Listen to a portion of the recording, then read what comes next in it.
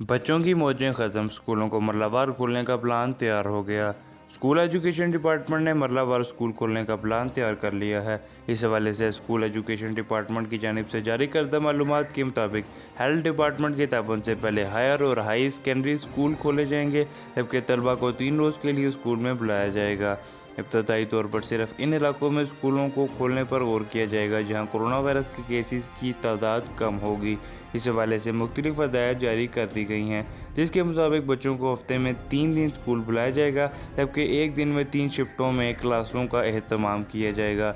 बताया गया है कि माशी फासले बरकरार रखने के लिए स्कूल को सुबह, दोपहर और शाम के शिफ्टों में तकसीम करने का फ़ैसला किया गया है। इसके अलावा मज़ीद बताया गया है कि स्कूलों में तमाम SOPs की पैरवी की जाएगी, जबकि जिन बच्चों या उस्तादों को बुखार होगा इन्हें छुट्टी पर भेज दिया जाएगा। इस फैसले के साथ स्कूल एजुकेशन डिपार्टमेंट ने फैसला किया है कि स्कूल खोलने से कबल तमाम उस्तादा और वालिदैन को इन मुश्किल हालात में पढ़ाई के हवाले से ट्रेनिंग दी जाएगी।